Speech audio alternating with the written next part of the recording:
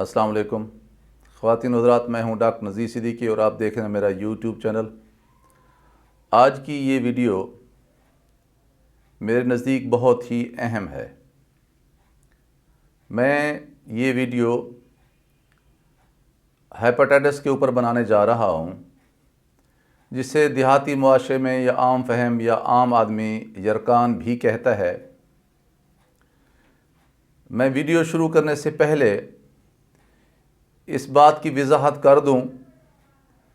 کہ یہ ویڈیو میں عام پاکستانی کے لیے بنا رہا ہوں۔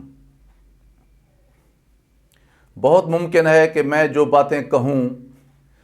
وہ ڈاکٹر صاحبان کے لیے یا جو یرکان کے یا ہیپاٹائٹس کے ماہرین ہیں، اسپیشلسٹ ہیں، ہو سکتا ہے ان کے نزدیک اس ویڈیو میں کوئی کمزوری یا کوتاہی موجود ہو، لیکن اسے عام فہم بنانے کے لیے، عام آدمی کو سمجھانے کے لیے یا عام شہری تک یہ معلومات پہنچانے کے لیے میں اسے کوشش کروں گا کہ میں اپنی زبان میں یہ پیغام، یہ میسج اور یہ اطلاعات یا انفارمیشن تمام دوستوں کی خدمت میں پہنچا سکوں، تاکہ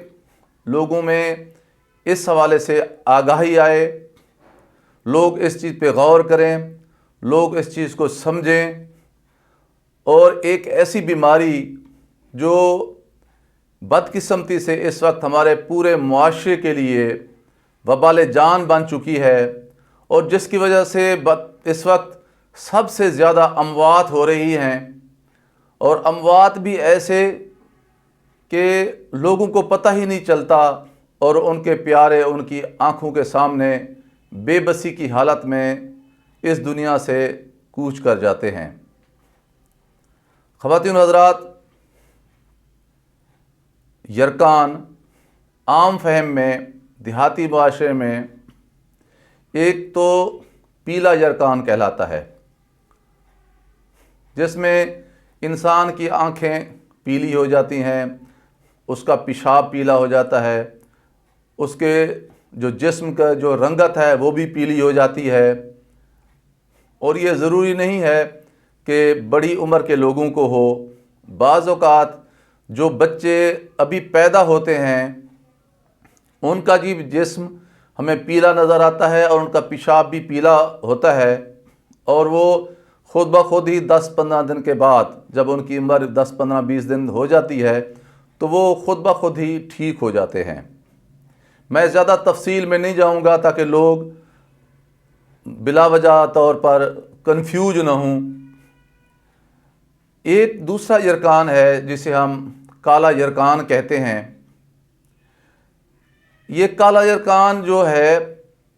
اس لیے اس کو کالا یرکان کہا جاتا ہے کہ یہ بہت ہی خطرناک ہے۔ اب تو اس کو لوگ صرف کالا یرکان نہیں کہتے بلکہ اس کو کینسر کہتے ہیں، اور کسی کو اگر کالا یرکان یا ہیپاٹائٹس ہو جائے تو اس کو عرف عام میں یہی کہتے ہیں کہ اس کو جگر کا کینسر ہو گیا ہے۔ اس جگر کے کینسر کا کہنا اس سے ظاہر ہوتا ہے کہ ہم اس بیماری کو کتنا جان لیوا، کتنی سنگین، کتنی شدید تر اور کتنی مشکل بیماری سمجھتے ہیں، اور یہ اس قسم کا تاثر ہمارے معاشرے میں پایا جاتا ہے۔ عام طور پر ہیپاٹائٹس کی کافی ساری قسمیں ہیں، اس میں سے میرے نزدیک 2 اہم ترین قسمیں ہیں۔ ایک کا نام ہیپاٹائٹس اے ہے، ہیپاٹائٹس بی ہے، اور ہیپاٹائٹس سی ہے، اور ان 3 میں سے بھی 2 زیادہ اہم ہیں، ہیپاٹائٹس بی اور سی۔ اس وقت پوری دنیا میں بھلے آپ کسی چیز کو بھی لے لیں، کسی بھی بیماری کو لے لیں، دنیا کی کسی بھی بیماری کو آپ لے لیں، لیکن سب سے زیادہ اموات ہیپاٹائٹس کی وجہ سے ہو رہی ہیں پوری دنیا میں۔ یہ علیحدہ بات ہے کہ کیونکہ اس ہیپاٹائٹس کی وجہ سے تسلسل کے ساتھ لوگ مر رہے ہیں یا لوگ بیمار ہو رہے ہیں، یہ کوئی اچانک بیماری پیدا نہیں ہوئی، اور نہ اچانک پھوٹ پڑی ہے، اس لیے اس کا پینک نہیں ہے، اس کا خوف نہیں ہے۔ شاید ہم اس کو خدا تعالیٰ کی طرف سے ایک بیماری کے طور پر یا ایک سزا کے طور پر قبول کر چکے ہیں، اس لیے ہم اس کا زیادہ واویلا نہیں کرتے، یا اس کو ہم برداشت کر گئے ہیں، یا اس پہ ہم اللہ تعالیٰ کی رضا سمجھ کے ہم نے خاموشی اختیار کر لی ہے۔ لیکن دنیا کے اعداد و شمار یہی بتاتے ہیں کہ ہیپاٹائٹس کی وجہ سے دنیا بھر میں سب سے زیادہ اموات دیکھنے میں آ رہی ہیں۔ دوستو، ستم ظریفی تو یہ ہے کہ یہ ایک ایسی بیماری ہے جس کی عام طور پر علامات بھی ظاہر نہیں ہوتی۔ یہ خاموشی سے پیدا ہوتی ہے اور کئی سال تک اس بیماری کا وائرس یا جو جرثومہ ہے یا جو جراثیم ہے وہ ہمارے جگر کے اندر پلتا رہتا ہے، ہمارے جگر کی سوزش پیدا کرتا ہے، پھر آہستہ آہستہ ہمارا جگر خراب ہوتا چلا جاتا ہے۔ ہمارا جو جگر ہے یہ ہمارا سٹور ہے جس میں ہمارے سارے جسم کی چیزیں جا کے سٹور ہوتی ہیں، یہ ویئر ہاؤس ہے۔ جب یہ ہمارا جگر متاثر ہوتا ہے تو پھر یہ سٹور کرنے کی جو اس کی صلاحیت ہے،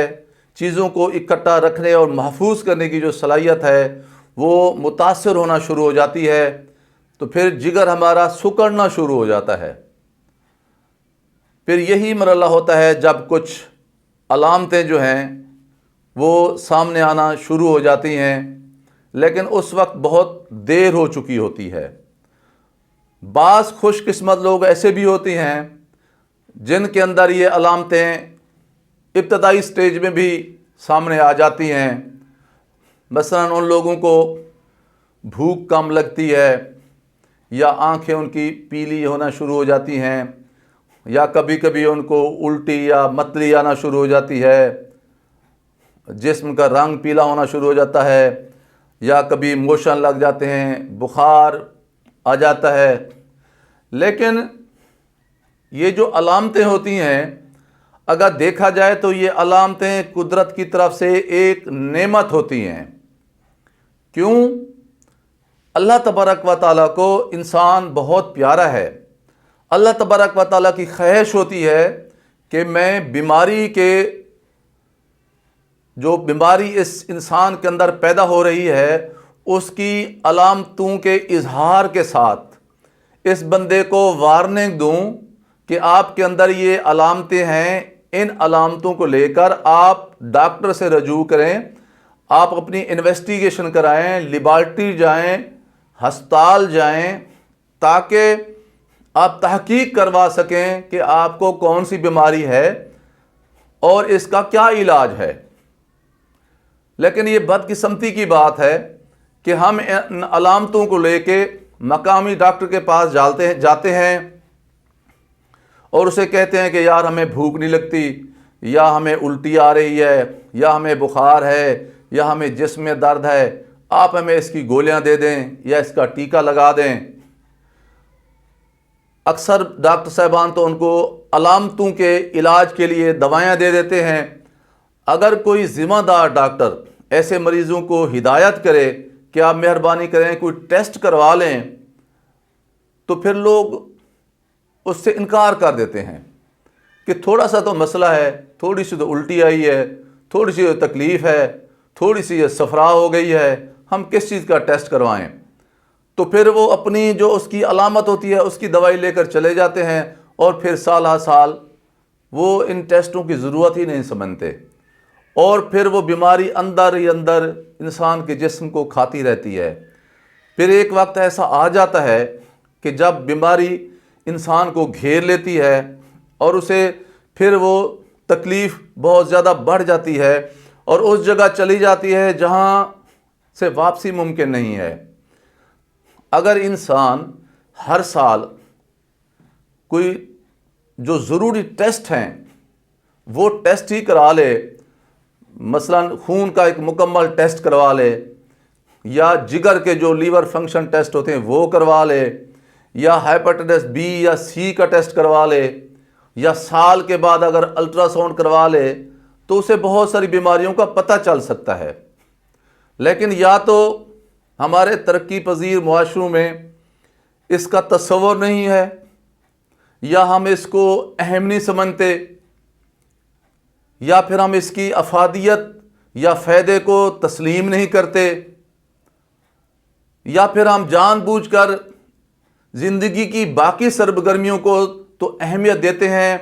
اس کے مقابلے میں اپنی صحت کو نظر انداز کرتے ہیں۔ حالانکہ زندگی میں اللہ تبارک و تعالیٰ نے انسان کو جو سب سے اچھی چیز عنایت کی ہے وہ انسان کی صحت ہے۔ یہ ان سے پوچھیں کہ جن کی صحت ایک دفعہ بگڑ جاتی ہے پھر ان کا سارا گھر لگ جاتا ہے۔ اس لیے کہا جاتا ہے کہ انسان ساری زندگی اپنی صحت بیچ کر پیسہ کماتا ہے، اپنا سکون بیچ کر پیسہ کماتا ہے، اپنے بیوی بچوں کا وقت بیچ کر پیسہ کماتا ہے،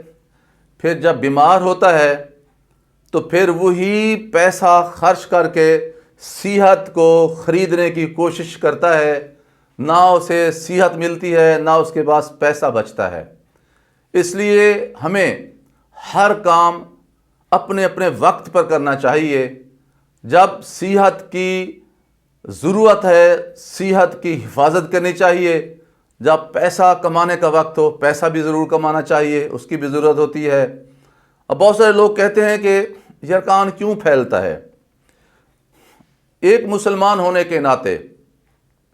ایک پڑھے لکھے انسان ہونے کے ناطے، ایک باشعور ہونے کے معاشرے کے فرد کی حیثیت سے اگر ہم صرف یہ فیصلہ کر لیں کہ ہم نے آج کے بعد جو کچھ بھی کھانا ہے یا پینا ہے اپنے ہاتھوں کو صابن سے دھونا ہے، ہم نے اگر واش روم میں جانا ہے تو اپنے ہاتھوں کو صابن سے دھونا ہے، کوئی بھی کام کرنا ہے اور اس کے بعد ہم نے کھانا پینا ہے، یعنی ہم نے منہ کے اندر کوئی بھی چیز لے کے جانی ہے تو اپنے ہاتھوں کو صابن سے ضرور دھونا ہے، تو ہم اس بیماری سے 50% بچ سکتے ہیں۔ صرف اس بیماری سے نہیں بلکہ بہت ساری دیگر بیماریوں سے بھی بچ سکتے ہیں، کیونکہ یہ جو یرقان جو ہے اس کا اوروفیکل روٹ ہے کہ یہ متاثرہ شخص کے پخانے سے اگر ہمارے ہاتھوں کو لگ جائے اور ہم کوئی چیز کھائیں تو اس سے لگ سکتا ہے۔ اسی طرح یہ جو ہم ایک بندہ دوسرے بندے کو خون دیتا ہے اور خدا نہ خواستہ اس نے چیک نہیں کروایا اور اس کو یرقان ہے، ہیپاٹائٹس ہے، تو وہ بھی دوسرے بندے کو لگ سکتا ہے۔ اس لیے جب آپ خون لگوائیں، بلڈ ٹرانسفیوژن کروائیں تو خدا را اپنے جو بندہ آپ کو دے رہا ہے خون، اس کا خون کے اندر ہیپاٹائٹس ضرور چیک کروائیں۔ تیسری سب سے بڑی جو پاکستان میں یا باقی ترقی پذیر ممالک میں جو سب سے بڑی وجہ ہے وہ یہ ہے، یہ جو سرنجیں ہم استعمال شدہ دوبارہ بار بار استعمال کرتے ہیں، تو اگر خدا نہ خواستہ کسی مریض کو یرقان ہے یعنی ہیپاٹائٹس ہے، بھلے وہ بی ہے یا سی ہے، اور ہم نے اس کو ٹیکہ لگا دیا ہے، وہ انٹرمسکولر لگایا ہے یا آئی وی لگایا ہے، اور اس کا جراثیم سرنج کی نیڈل کو لگ گیا ہے، اور ہم نے پھر وہی سوئی نیڈل وہی سرنج ایک تندرست شخص کو لگا دی ہے، تو اس میں بھی سب سے زیادہ امکان ہے کہ اس میں بیماری پیدا ہو جائے۔ اسی طرح اگر کوئی ایک شخص میل یا فیمیل اس کو ہیپاٹائٹس ہے اور ان کے درمیان جنسی ملاپ ہوتا ہے تو اس سے بھی یرقان پھیل سکتا ہے۔ تو یہ 3-4 موٹی موٹی وجوہات ہیں جو اس بیماری کو پھیلنے کا زیادہ موجب بن رہی ہے۔ تو اگر ہم ان چیزوں کو کنٹرول کریں، ان سے احتیاط برتیں، ان سے احتراز برتیں اور ان سے بچاؤ کی تدابیر اختیار کریں تو ہم اس موذی اور مہلک بیماری سے کافی حد تک بچ سکتے ہیں۔ اچھا، اب جب یہ بیماری آگے پھیلتی ہے تو یہ پھر بہت خطرناک شکل اختیار کر لیتی ہے. لوگوں کو پتہ ہی نہیں چلتا اور اچانک انہیں خون کی الٹیاں آنا شروع ہو جاتی ہیں. اس کی پھر بھی دیہاتی معاشروں میں یہی کوشش کرتے ہیں کہ مقامی ڈاکٹر صاحب کے پاس جاتے ہیں کہ ہم نے فلاں چیز کھانا کھایا ہے اور ہمیں الٹیاں شروع ہو گئی ہیں اور اس میں تھوڑا سا خون بھی آ رہا ہے. اور انفارچونیٹلی آگے جو ڈاکٹر صاحب بیٹھے ہوتے ہیں یا وہ جو کویکس ہوتے ہیں وہ بھی الٹی کا ٹیکہ لگا دیتے ہیں اور پھر خون کو روکنے کو بھی ٹیکہ لگا دیتے ہیں کہ بھی بس یہ کوئی نہ کوئی آپ کو جو گلے میں کوئی خراش آ گئی ہوگی یا بھی آپ کی جو خوراک کی نالی ہے اس میں کوئی خراش آ گئی ہوگی یا کوئی معدے کے اندر خراش آ گئی ہوگی، اس کی وجہ سے آپ کو الٹی جو آئی ہے اور آپ نے زور لگایا ہے اور اندر انجری یا زخم ہوا ہے تو آپ کو الٹی آ گئی ہے، اور وہ ٹیکہ لگا دیتے ہیں. پھر ظاہر ہے کچھ عرصے کے لیے مزید وقت گزر جاتا ہے اس مریض کا، تو پھر یہ بیماری مزید بڑھ جاتی ہے. حالانکہ ہوتا یہ ہے کہ جب یہ مریض جس کے جگر کو تکلیف ہوئی ہے یرکان کی یا ہیپیٹائٹس کی، میں یرکان اس لیے کہہ رہا ہوں تاکہ آپ کو بات میری سمجھ میں آئے، ہیپیٹائٹس بی یا سی کی، تو پھر اس کا جگر سکڑتا ہے جسے ہم سیروسس کہتے ہیں کہ اس جگر کا سکڑ جانا. اور پھر جب جگر زیادہ سکڑتا ہے اور اس کے اندر ہمارے جسم کے اندر سٹور کرنے کے جو ایک صلاحیت ہے، جو قابلیت ہے، وہ ختم ہو جاتی ہے، تو پھر ہمارے پیٹ کے اندر پانی بھرنا شروع ہو جاتا ہے، پھر ہمارا پیٹ پھول جاتا ہے. اور یہ بہت خطرناک صورتحال ہوتی ہے جب بندے کا پیٹ پھول جاتا ہے، اس کے پیٹ کے اندر پانی بھرنا شروع ہو جاتا ہے اور پھر وہ احتیاط بھی نہیں کرتا، تو پھر ہمارے دیہاتی معاشرے میں یہ کہا جاتا ہے کہ اس میں گیس بھر گئی ہے. حالانکہ اگر آپ اس پہ غور کریں، پیٹ کو تھوڑا سا انگلی سے نیچے دبائیں تو آپ کو نظر آتا ہے کہ اس کے اندر پانی بھر گیا ہے. یہ بڑی بہت سیویئر کنڈیشن ہوتی ہے. یہ ایسی صورت میں ہوتا یہ ہے کہ جو انسان کی جو رگیں ہوتی ہیں، جو خون کی نالیاں ہوتی ہیں، جو ہماری غذا کی نالی ایسوفیگس جو ہوتی ہے یہاں سے لے کے یہاں تک جا رہی ہوتی ہے معدے کے اندر، اس غذا کی نالی کے ارد گرد جو خون کی نالیاں ہوتی ہیں وہ پھول جاتی ہیں، وہ پھیل جاتی ہیں. ان کا جو ڈائیمیٹر جو ہے، ان کا جو راستہ ہے وہ کھل جاتا ہے تنگ ہونے کی بجائے، جس کی وجہ سے وہ رگیں پھٹتی ہیں اور پھر ہمیں خون کی الٹیاں شروع ہو جاتی ہیں. یہ بڑی خطرناک صورتحال ہوتی ہے. یہ فوری طور پر تقاضا کرتی ہے کہ آپ مریض کو کسی ڈسٹرکٹ ہیڈ کوارٹر پہ لے جائیں، کسی ضلعی ہیڈ کوارٹر پہ، ڈسٹرکٹ ہیڈ کوارٹر اسپتال یا ٹی ایچ کیو تحصیل ہیڈ کوارٹر اسپتال پہ لے جائیں، تاکہ اس کو فوری طور پر ایک تو وہ خون روکنے کا علاج کیا جا سکے، متعلقہ لیبارٹری ٹیسٹ کیے جا سکیں، اور اگر زیادہ پانی ہے اور اس کو نکالنے کی ضرورت ہے پیٹ میں سے وہ نکالا جا سکے، یا اگر اس کو خون لگانے کی ضرورت ہے تو خون لگایا جائے، کیونکہ خون کی اگر بار بار الٹیاں آتی ہیں تو اس کے اندر ہیموگلوبن یا خون کی اتنی کمی ہو جاتی ہے کہ جان بھی جا سکتی ہے. تو یہ بہت ضروری ہے کہ آپ گھر میں رکھنے کی بجائے یا مقامی ڈاکٹر علاج کرانے کی بجائے آپ اسے ڈسٹرکٹ ہیڈ کوارٹر اسپتال میں لے جائیں، شعبہ حادثات میں لے جائیں، وہاں کوئی پیسے نہیں لگتے، وہاں اس کو داخل کرائیں اور داخل کروانے کے بعد اس کے ٹیسٹ کروائیں، اور اگر خون کی ضرورت ہو تو وہاں اس کو خون لگوائیں. یہ بہت ضروری ہوتا ہے. اس کے بعد بعض لوگ یہ بھی سوال کرتے ہیں کہ آخر اس کا حل کیا ہے. جہاں تک کہ ہیپیٹائٹس بی کا تعلق، اگر آپ وہ ٹیسٹ کرواتے ہیں اور اس کو ہیپیٹائٹس بی نہیں ہے، نیگیٹو آتا ہے، تو اس کی ویکسین موجود ہے اور وہ عام طور پہ مل جاتی ہے، اس کی بندہ ویکسین کروا سکتا ہے. اگر اس کو ہیپیٹائٹس سی ہے اور اس کا پی سی آر ٹیسٹ بھی ہو چکا ہے، تو ڈسٹرکٹ ہیڈ کوارٹر ہسپتال میں یا ٹیچنگ ہسپتال میں جو بھی جگر کا ڈاکٹر ہو، آپ اس کے پاس جائیں، وہ آپ کو اس کا علاج لکھ کر دے گا. اب بڑی سہولت حاصل ہے، اب تو حکومت کی مہربانی سے کافی عرصے سے تحصیل ہیڈ کوارٹر ہسپتالوں میں اس چیز کی پہلے ٹیکے ملتے تھے ہیپیٹائٹس سی کے، اب اس کی ادویات، گولیاں یا کیپسول بھی دستیاب ہیں جو حکومت مفت مہیا کر رہی ہے۔ وہاں آپ جا کے متعلقہ شعبے میں جائیں گے، وہ آپ کو الٹرا ساؤنڈ کا ایک ٹیسٹ لکھ کے دیں گے جو آپ کروائیں گے۔ اچھا، اس کے علاوہ خون کا ٹیسٹ لکھ کے دیں گے، PCR کروائیں گے، وہ پھر ریکارڈ بنا لیں گے، آپ کو مہینے کی یا 2 مہینے کی دوائی دے دیں گے، پھر آپ کو باقاعدگی سے آپ کو دوائی ملا کرے گی، اس سے آپ کافی حد تک یہ علاج ہے ٹھیک ہو سکتے ہیں۔ لیکن ایک بات آپ نے اپنے ذہن میں اچھی طرح سے بٹھا لینی ہے کہ اگر آپ نے ہیپیٹائٹس سی کا علاج بھی کروا لیا ہے، یہ بڑا ایک مس پرسیپشن ہے کہ میں نے ہیپیٹائٹس سی کا علاج کروا لیا ہے، لوگ اسے ویکسین کہتے ہیں، حالانکہ یہ علاج ہے۔ جب آپ علاج کروا لیتے ہیں تو پھر بھی آپ 100% اس بیماری سے محفوظ نہیں ہو جاتے، بھلے آپ کا PCR نیگیٹو بھی کیوں نہ آئے۔ آپ نے بہت ساری چیزوں کی زندگی بھر جو ہے وہ احتیاط کرنی ہوتی ہے۔ یہ جراثیم آنکھیں بند کر کے سویا رہتا ہے، میں آپ کو اپنے آسان الفاظ میں بتا رہا ہوں،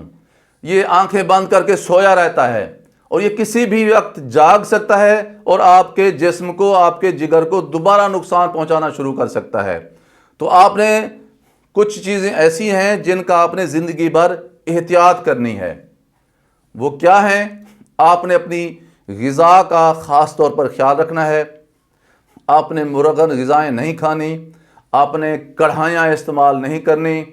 آپ نے گھی کم استعمال کرنا ہے، آپ نے زیادہ تر ریسٹ کرنا ہے، آپ نے چربی والی چیزیں، گوشت والی چیزیں کم سے کم کھانی ہیں، اور وہ غذائیں جو ہم دیگ کے اندر پکاتے ہیں،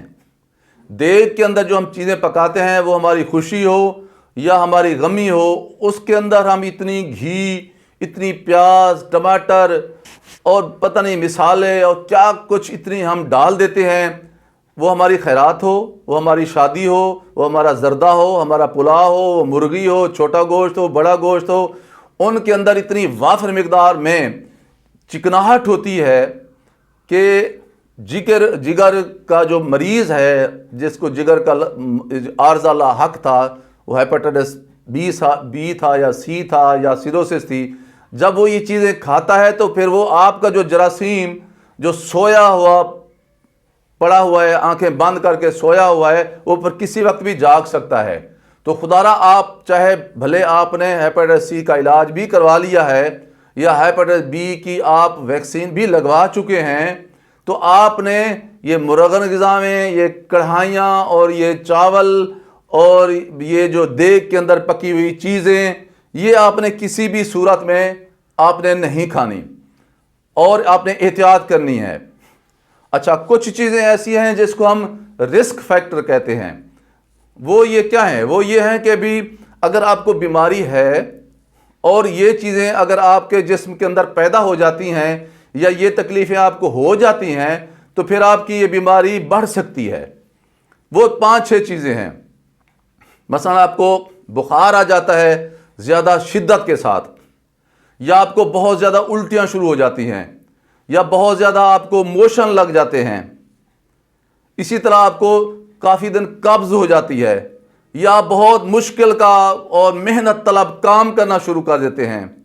تو یہ رسک فیکٹر ہیں، اس سے آپ کی بیماری بڑھ سکتی ہے بھلے آپ نے علاج مکمل کیوں نہ کیا ہوا ہو۔ اس لیے جب بھی آپ کو تیز بخار ہو، زیادہ دن ہو، آپ ڈاکٹر صاحب کو دکھائیں اور ان کو بتائیں کہ مجھے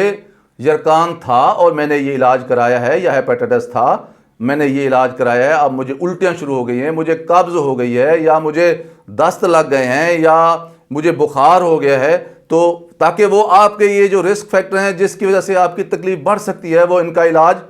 کر سکے۔ یہ بہت ضروری ہے جو میں آپ کی خدمت میں یہ باتیں ابھی عرض کر رہا ہوں آپ کو۔ اچھا، اس کے علاوہ میں آپ سے ایک اور بات بھی کرنی تھی کہ اب پاکستان میں بہت سارے ایسے ہسپتال بھی بن چکے ہیں جو لیور ڈیزیزز کے متعلق ہیں، جو جگر کی بیماریوں کے علاج کے لیے ہیں۔ اسی طرح کا ہسپتال ایک سندھ میں بھی بن چکا ہے میں نے اس کے بارے میں سنا ہے کہ وہ گنبد کے مقام پر ہے اور بہت سارے لوگ وہاں جا رہے ہیں، وہاں مفت انویسٹیگیشنز ہوتی ہیں، وہاں لیور جو پلانٹیشن کے جو ہے نا سہولت بھی سنا ہے۔ اب پتہ نہیں کہ ہے یا نہیں، مجھے زیادہ اس کا علم نہیں ہے، لیکن بہرحال سہولت موجود ہے، وہاں ٹیسٹ بھی ہوتے ہیں، ڈاکٹر صاحبان بھی دیکھتے ہیں، باقی سہولتیں بھی ہیں۔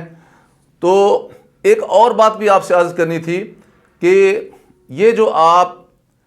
یونانی حکمت کے پیچھے چل پڑتے ہیں، خدارا یہ آپ نہ کریں۔ میں یونانی حکمت کے خلاف نہیں ہوں، لیکن اس میں کوئی ریسرچ نہیں ہو رہی۔ بہت پہلے کی بات ہوگی جب اس پہ ریسرچ ہوا کرتی تھی، شاید پرانے زمانے میں۔ اب اس میں کوئی ریسرچ نہیں ہے، جبکہ ایلوپیتھی میں جو ہماری حکمت ہے، انگریزی جسے کہا جاتا ہے، اس میں نت نئی تحقیقات، وہ چاہے دنیا کے کسی بھی کونے میں اگر ہوتی ہیں تو وہ پھر شائع بھی ہوتی ہیں، ان کے اندر تحقیق بھی ہوتی ہے، اس کی ذمہ داری بھی لی جاتی ہے، اور پھر وہ دنیا بھر میں پھیل بھی جاتی ہیں، ان پر تنقید بھی کی جاتی ہے، سوال بھی اٹھائے جاتے ہیں، ان کے جواب بھی دیے جاتے ہیں۔ تو اس طرح پھر صحیح صورتحال جو ہے نا وہ دنیا کے سامنے ابھر کر آتی ہے، اس کی دوائیاں بھی نت نئی آ رہی ہیں۔ تو اس لیے یہ جو یونانی حکمت کے نام پر جو ہم دوائیاں لیتے ہیں، میری اپنی معلومات کے مطابق بہت سارے ایسے لوگ جو یہ حکمت کرتے ہیں، میں ان کے خلاف نہیں ہوں، بہت ساری اچھی پروڈکٹس بھی یونانی حکمت میں موجود ہیں، لیکن وہ صاحبان بہت ساری ہماری حکمت کی جو دوائیاں ہیں وہ خالی کیپسول لے کے ان کے اندر ڈال کے لوگوں کو دیتے ہیں۔ یہ سراسر زیادتی والی بات ہے۔ ہاں البتہ ہو سکتا ہے میرے علم میں نہ ہو، اور کچھ بہت قابل ترین یونانی حکیم بھی موجود ہوں جو اس کا علاج کرتے ہوں، تو اس کے بارے میں لا علم ہوں، ان کے بارے میں کچھ نہیں کہہ سکتا۔ جس علاقے میں میں رہتا ہوں، کم از کم اس ڈسٹرکٹ میں مجھے کوئی ایسا حکیم نظر نہیں آتا جو یونانی حکمت کے حوالے سے لوگوں کو صحیح طرح کی معلومات فراہم کر رہا ہو۔ تو یہ ساری چیزیں میں نے آپ کی خدمت میں اس لیے پیش کی ہیں کیونکہ یہ ایک کرونک ایشو ہے، ایک عرصے سے چل رہا ہے، یہ ایک ایمرجنسی کے طور پر پوری دنیا کے سامنے نہیں آیا، حالانکہ اس کی وجہ سے دنیا میں سب سے زیادہ اموات جو ہے نا وہ ہو رہی ہیں۔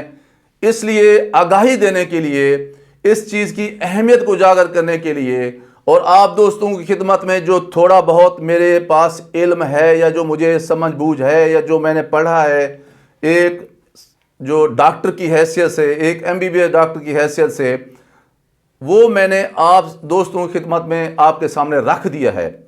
آپ اس کو ضرور توجہ سے میری ویڈیو کو دیکھیں، پھر آپ گوگل پہ سرچ کر کے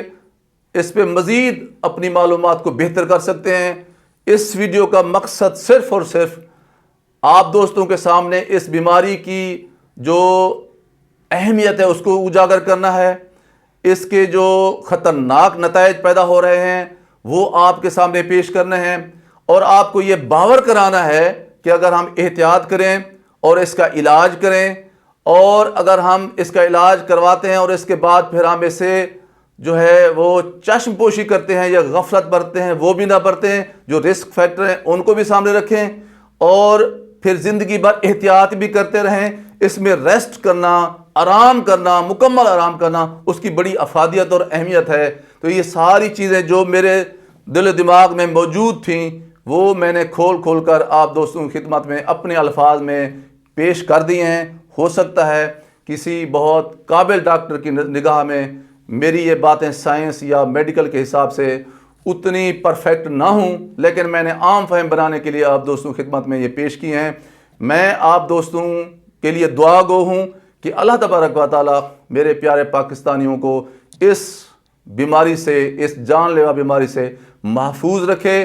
اور انہیں اس سے حفاظت کرنے کی توفیق عطا فرمائے۔ میری یہ ویڈیو آپ دوست تمام اپنے دوستوں کے ساتھ شیئر کریں، میرے YouTube channel doctor Nazir Siddiqui کو سبسکرائب فرمائیں، اور گھنٹی کے بٹن کو ضرور دبا دیں تاکہ میری تمام ویڈیوز آپ دوستوں کی خدمت میں پہنچ سکیں، اور کوشش فرمائیں کہ اس ویڈیو کو پورے کا پورا دیکھیں اور اپنے دوستوں کو بھی دکھائیں تاکہ پوری ایک پکچر جو ہے، پوری جو تصویر جو ہے پورا جو ایک کنسیپٹ ہے اس بیماری کے حوالے سے وہ آپ دوستوں کے سامنے کلیئر ہو سکے، اس کی تصویر واضح طور پر آپ کے سامنے آ سکے۔ اللہ تبارک و تعالیٰ آپ کو اور آپ کی پوری فیملی کو بہت ہی اچھی صحت والی زندگی عطا فرمائے۔ اپنا خیال رکھیے، اپنے ارد گرد کے لوگوں کا خیال رکھیے، اور سب سے زیادہ میرے اس پیارے پاکستان کا خیال رکھیے۔ پاکستان زندہ باد۔